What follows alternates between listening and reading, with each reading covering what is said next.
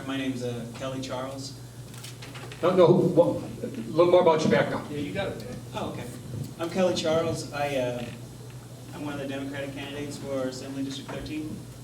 I'm a veteran, Marine veteran, 6 years. I was a Marine security guard, served overseas with the State Department for half of it.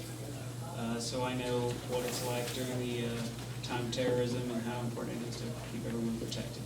It was back in the 80s, and people in the United States really didn't know anything about terrorism during that time, but it was pretty tough overseas.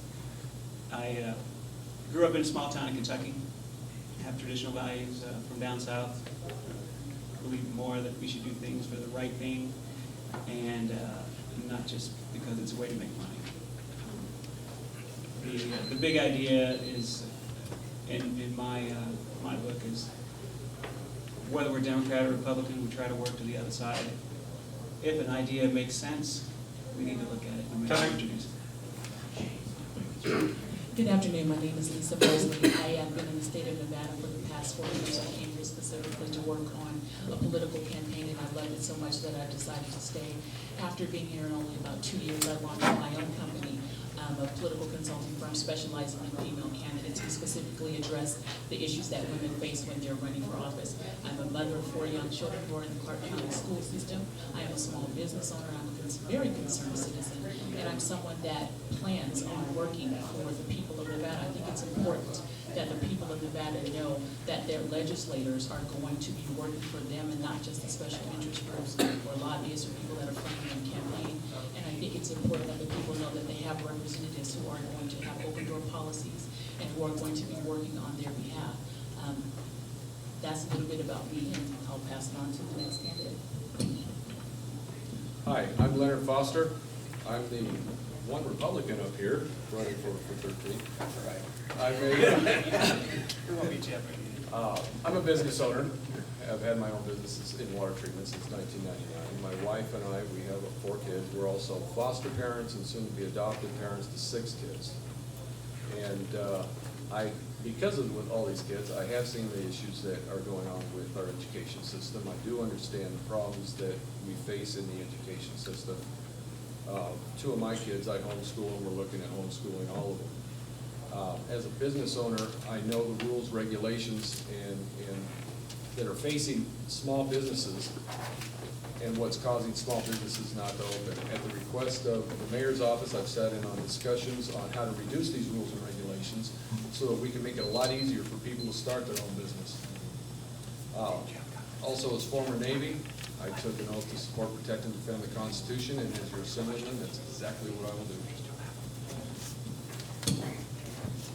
Thank you, everyone. My name is Desalvio.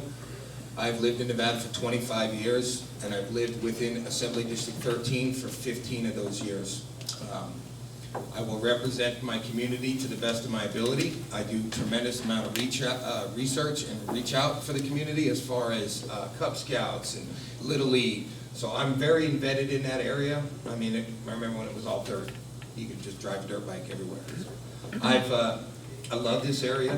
That's why I decided to run. I ran in 2010, came very close, decided to try to run again. Now that the lines are redrawn, it's a little bit easier to manage. Before, it was half of Southern Nevada, if anybody remembers how large Assembly District 13 was. That was a tough battle. But I think that the relationships that I have made with the people in the community and it's the folks of the community that actually asked me to run again. So this is why I'm doing it. I encourage any questions.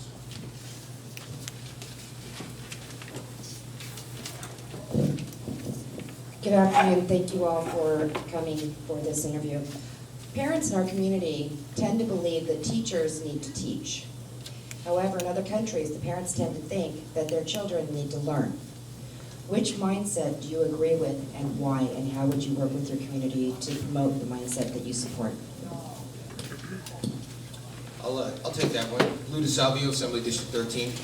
I think it's very important to have parents engage with their children. As an educator myself, I'm the Assistant Training Director for Labor's Local 872. I know what it is and how important an education is. I have to bring apprentices in from this community. In order for them to come into my program, they must have a high school diploma or a GED.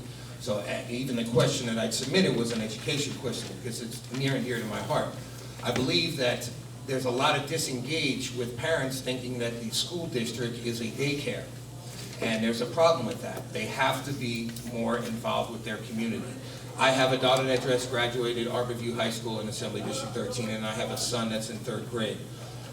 After myself falling into that same gap of work, work, work, and not being engaged, I had to almost play catch up with my daughter in order for her to graduate. I learned from my son not to do that this time. He's a straight A student, has been since kindergarten. Great. Mr. Foster? Thank you. Leonard Foster. The thing is, I think the Clark County School District believes that the school system is a daycare. I've talked to quite a few teachers, and the one issue that comes up is they're not allowed to teach. They're told what to teach. I talked with a 3rd grade teacher who was ready to retire, and she was looking forward to it because she was teaching to the 5th grade test. And that's what she was told to teach, to the 5th grade test. So the students are not learning how to think. They're learning what to think. And that's fundamentally what's wrong. The teachers are not allowed to teach. We have a lot of great teachers in our school system, and they're just not allowed to do it. And if we're forced to send our kids to this public school system, then we as parents need to expect the teachers are going to teach our kids. And that's why I homeschooled 2 of my kids, because I didn't find what was happening. Leisa Moseley. I think it's a collective effort. I think that it is going to take everyone's effort, parents, teachers, students, school board officials, state legislators. It's going to take all of us working together and bringing ideas on how do we solve this issue. Mr. Desalvio spoke to the fact that his apprenticeship program, people have to have a high school diploma. Well, the fact is that we have a 50% graduation failure rate. So how many of those students who are not graduated from high school are not able to get into those kinds of programs to be able to create income for themselves and their families? So I think we have to focus on raising our graduation rate, and we have to do that by making a concerted effort on everyone's part. I homeschool my oldest daughter as well, and the responsibility of that fell on me because I recognized that my daughter was struggling in the school system. And so as a parent, taking responsibility for my child, I pulled her out of the school system and homeschooled her. And I think it is a collective effort that falls on everyone, and we all have to work together to make sure that our students are graduating. Okay, as a full-time teacher in a school district, former business owner for about 10 years up in Assembly District 13, I teach computers, okay, at a Title I middle school in town.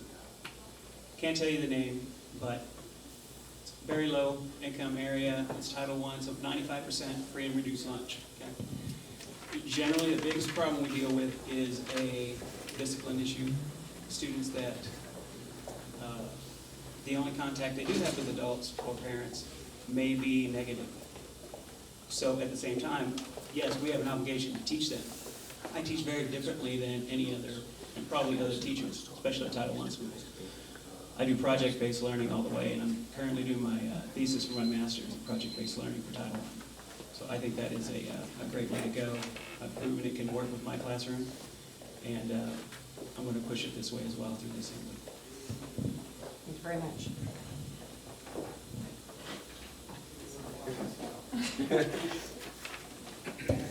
Okay, Ron Children.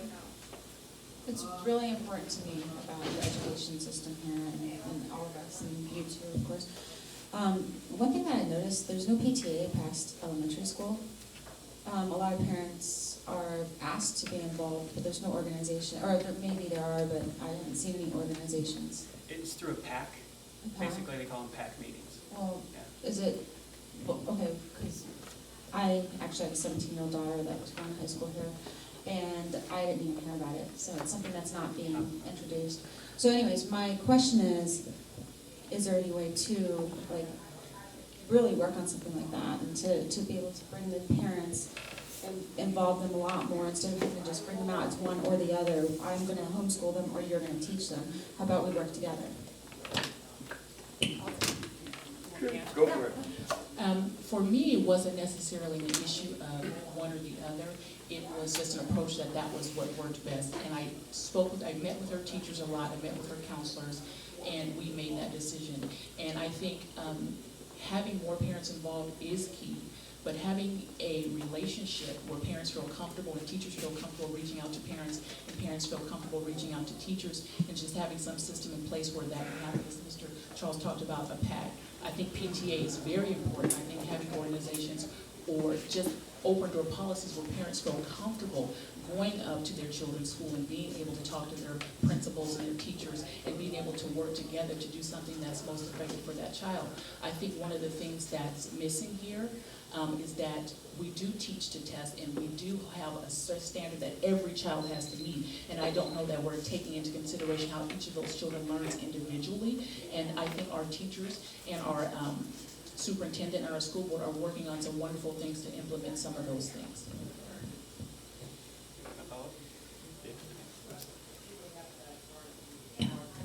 I think, how do you pronounce your last name?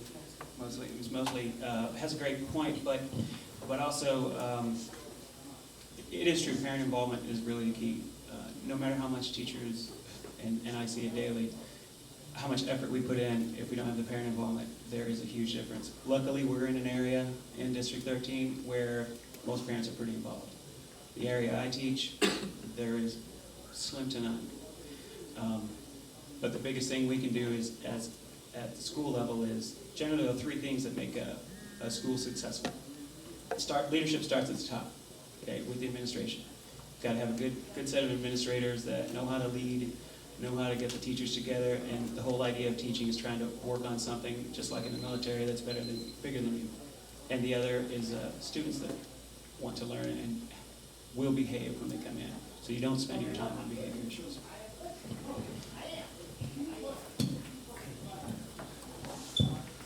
As Kelly Charles stated, our area is fortunate enough to have a lot of parent engagement, and that is the key thing. I know when I take on students at my training center, they look up to us as their guidance, because we do reach out to a lot of diverse areas that don't necessarily have that guidance in the house. So when they do come to us, they almost like latch onto us, and they want to almost prove that they can do what they can do and show us. So it's very important to have parents engaged in the school district. It can't just be blamed on the teachers. There are very good teachers out there that get the brunt of the bad part, but at the end of the day, it does come down to parenting, and it has to be more engaging. Hi, Leonard Foster. Communication is definitely important with the school district and the parents. You have to have it, but from personal experience, it doesn't exist as well as a lot of people would hope. I've been down to the principal's office many times. One of our foster kids is mentally retarded. It took us 2 years for the school to finally recognize that yes, he is mentally retarded, and put him in the appropriate programs that he needs to be in. The reason is the bureaucracy of the system is just so huge that there's so many people that these things have to go through that nothing can really get done. I would definitely support taking the Clark County School District and breaking it up into smaller districts to be able to give the parents an opportunity to be more involved in their local school district. Because right now, it's all of Clark County. What do they care what's going on up at our review so much with one parent? And that's what I found. And again, that's why 2 of my kids are homeschooled, because we had issues that we couldn't resolve the normal way. Actually, I was going to ask about how you plan to raise revenues, if they have any ideas on, creative ideas to raise revenues for the state. But, in line with the education topic, I have 2 kids in public school. This is the second year ever in the 10 years that the kids been in school. The school that we are at is absolutely fantastic. Other schools 2 miles away in just as an affluent an area are horrible. And a lot of it is the administration, a lot of it's some of it's the school district, and then there's areas where the teachers, I would almost say it's time maybe should be incarcerated rather than teaching kids. So how in the same county, how would you in the same county resolve those types of issues? Because that disparity doesn't make sense. And it's not just all money, because we're, again, the same county. We only have about 30 seconds. Yeah, this is the last question. Please make it brief. Wow, you asked a 2-minute question, give me 30 seconds. Okay, I'm gonna try to do this. I honestly think that everything should be allocated accordingly, evenly across the board, so that way that the principal has the authority to go ahead and put that monies for his class and his school and knows the best way to spend that money. Any job site has superintendent knows how to spend that money on that job site. I think and how to get that revenue is go out to sources that don't contribute to the economy without raising taxes. Time. Yes, Leonard Foster. What we need is more empowerment school, more charter schools, and we also need school choice. Parents need to be able to choose what's best for the child's education. And what this does, yes, it is vouchers. And what this does is it brings in competition between the schools so that we do have the better teachers staying, the bad teachers going, better schools improving, and the bad schools, they get better or they close. So using all this, bringing the competition into it, we can drastically improve the school system. I'll try to make this as brief as I can, but I think this is a morale issue. I think that's a big part of it when you talk about you have schools that are in certain areas that are funded exactly the same or same affluence, and the outcome is very different. I think that a lot of that speaks to morale, and I think a lot of that teacher morale is low today because of just what's going on. Oh my goodness. How do you raise revenue? California has an awesome program called First Five, where they instituted a cigarette tax, a tobacco tax. It's impossible in education. I think all of us could talk about this all day. Okay. All right, first of all, I think Mr. Foster is kind of interesting. However, empowerment schools can be okay. However, there's no real data that shows that empowerment schools are any better than the public school system. If you compare it on test scores, there's no real difference. Then when it comes down to how do we make it better, I'll be the first to say as a teacher, there are some teachers that should be there and some that shouldn't, especially teachers that are on their way out. Ladies and gentlemen, I want to thank you for participating. I know it's a lot. You could be out walking today. Collectively, do you think you all have been treated fairly and professionally in this group today? Yes. Fine. Again, thank you for your time. I told you we had to be harder. Thank you for coming. Thanks for having us, guys.